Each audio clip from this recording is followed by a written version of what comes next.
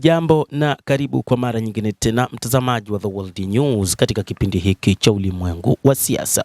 Ripoti yetu ya leo inaangazia je, Iran itaweza kukabiliana na vitisho vya kifedha vya Marekani, ikizingatiwa waziri wake wa fedha amesema tayari wameshapanga mipango mikakati ya kuzuia vikwazo hivyo.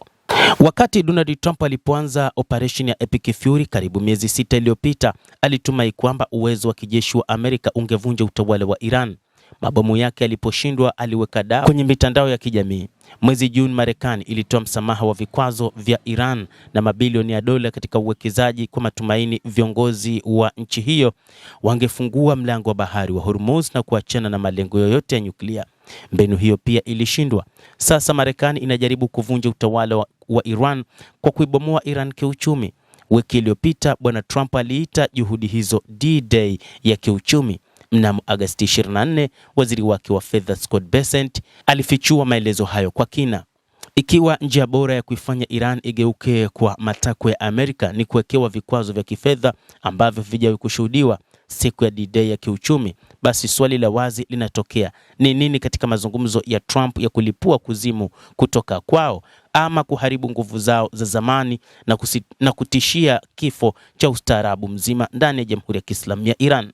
Hakika mtu yeyote anaweza kushangaa kwa nini miezi 6 iliyopita Marekani ilijiunga na kampeni na Israel dhidi ya Jamhuri ya Kiislamu ya Iran, ambaye ni adui wao asiyeweza kushindwa katika nafasi ya kwanza, kutokana na kwamba kabla ya hitilafu hiyo ya kimkakati, mlango wa bahari wa Hormuz ulikuwa wazi kwa meli. Usambazaji wa mafuta na gesi asilia ulikuwa wa kawaida na dunia nzima ilikuwa ikitazama ukuaji wa uchumi kwa mabadiliko.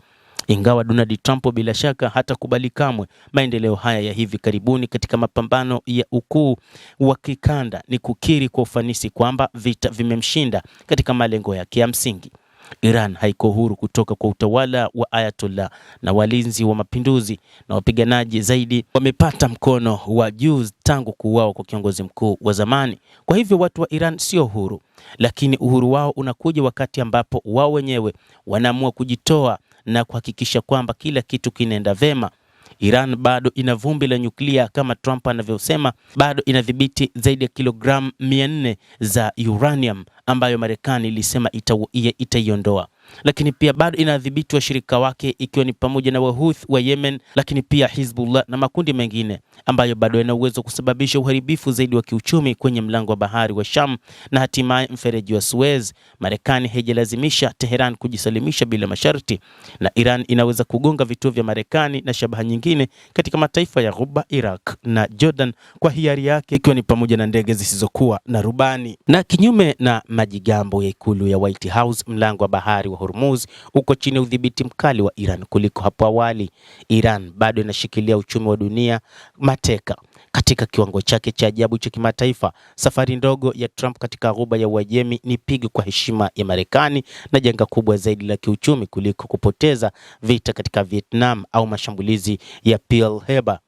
Na hivyo mambo ya Iran sasa yanasimamiwa na waziri wa fedha Scott Bessent badala ya waziri wa ulinzi Pete Hegseth. Wanauchumi, benki kuu na wataalamu wa biashara badala ya marubani, majenerali na wasaidizi washirika. Hadi sasa kama sera za Amerika zinavyohusika, USS Abraham Lincoln iko tayari kuondoka kwenye pwani nchini Thailand baada ya miezi 7 katika eneo hilo. George Washington inajaza pengo, lakini haitakuwa msingi wa uvamizi wa anga ambao haufanyi kazi.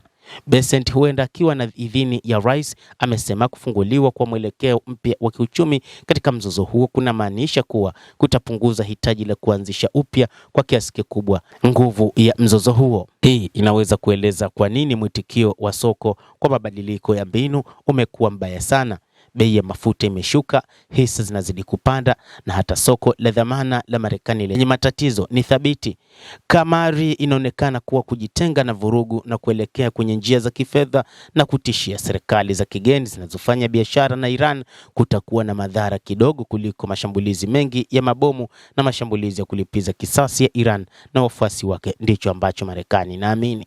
Lakini je, Bessent na maafisa wake watafanikiwa pale ambapo Hegseth na wapiganaji wake walishindwa?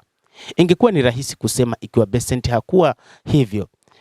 Katika taarifa zake na ulimwengu ulijua hasa kile alichokuwa nacho katika akili, hasa atawezaje kushawishi au kulazimisha Uchina, India na Japan kuhatarisha kupoteza sehemu kubwa ya nishati na vifaa vyake vya petroli na hivyo kuharibu uchumi wao wenyewe ili kumsaidia Trump kutoka katika mtego aliotengeneza mwenyewe.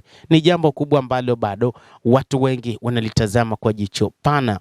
Ni zaidi ya kile ambacho Bessent anajaribu kuunga mkono fedha aina ya yen na uchumi wa Japan. Wakati huo huo pia anazuia uagizaji wa mafuta na hivyo kuongeza mfumuko wa bei. Wamarekani pia wanasukuma bahati yao ikiwa wanafikiri wanaweza kuamuru sera ya biashara kwa Xi Jinping na Modi. Bado chini ya Putin ambaye uhusiano wake na uongozi wa Iran ni wa karibu na hatari kwa usalama wa Ulaya, nako pia bado hakujazingatiwa kwa namna moja ama nyingine, na hivyo hili litaweza kuifanya Iran kuwa katika mkono imara wenye nguvu, na kwamba Marekani inaenda kushindwa tena katika jambo hili la kuweka vikwazo dhidi ya Jamhuri ya Kiislamu ya Iran.